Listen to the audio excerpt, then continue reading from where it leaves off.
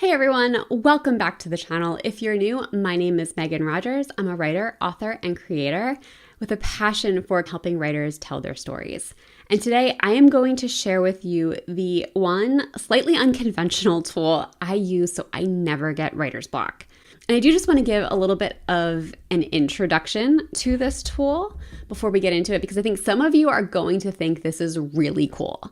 This tool is much more popular now than it was even when I first started using it almost 6 years ago.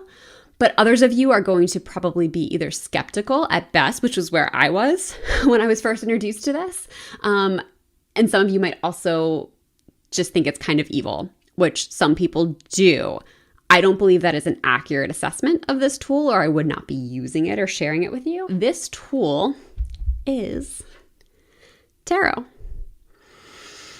I actually got into tarot about 6 years ago, and it totally took me by surprise. I did not see this coming.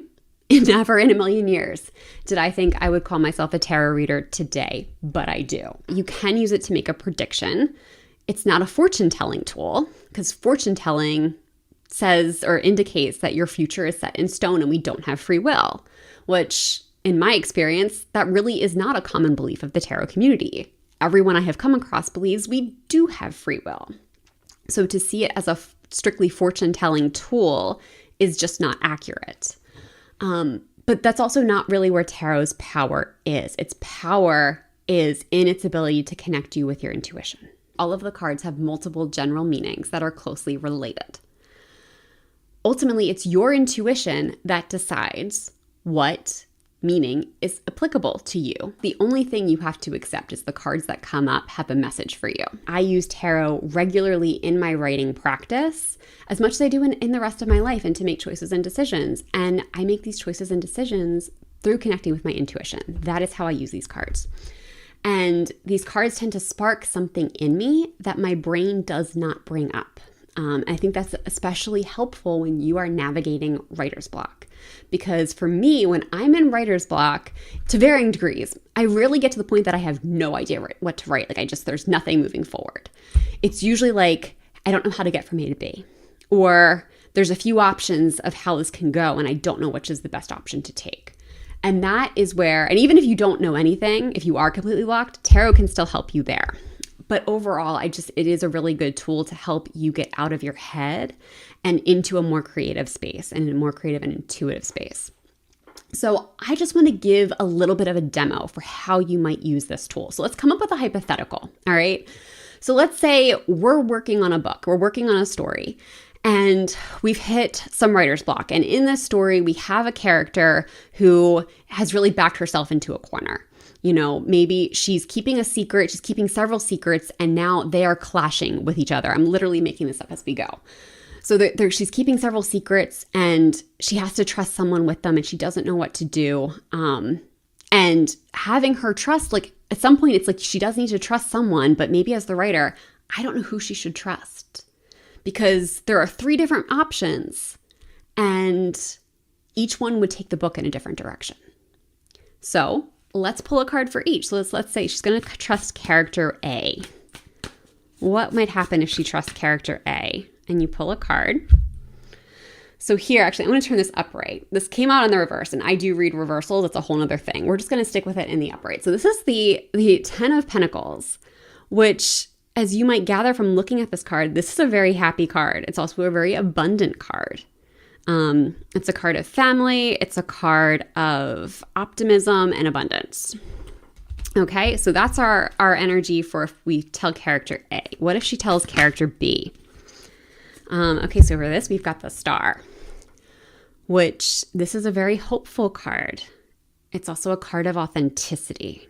So perhaps this is actually the most authentic choice our character would make. And we can pull a third card for character C. And here we have the 9 of Wands. So this is a card that speaks to a little bit of struggle. This is kind of like it's overcoming a battle. It's like you keep pushing and pushing to get to the top, and you are close to the mountain summit, but you still have to push a little bit harder. So based on this, I'm going to say, like, I don't think character C is the right option, because to me, especially as the writer, since I'm coming at this from a writer's block option, this to me is like I'm making the book harder. I'm not looking for more struggle. So that's not what I want. So character C is a no.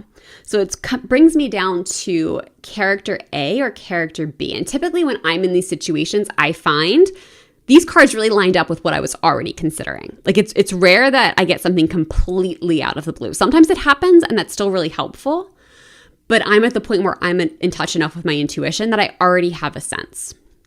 So if we're torn between these two characters, and for me, this is where it's up to you. Like you still get to make the choice. The cards aren't dictating your story. It's what feels best for you.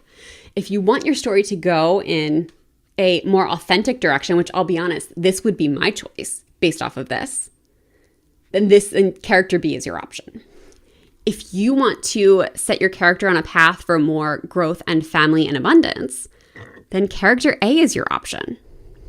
And that's how I would move forward. I would take these options. I would make the more authentic option because to me, this is like authenticity is really important to me. So I love the idea of opening my character's authenticity even more.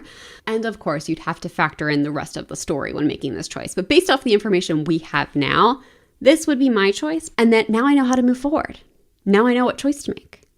And this has just saved me so much time and energy and has helped me make choices for myself, both in my books and about my books.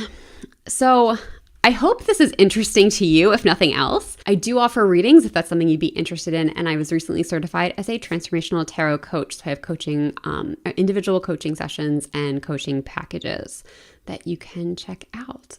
So yeah, it is a way that we could work one-on-one together if that's something you'd be interested in. I hope you find this to be a really valuable tool. Thank you so much for being here, and I hope to see you in the next one.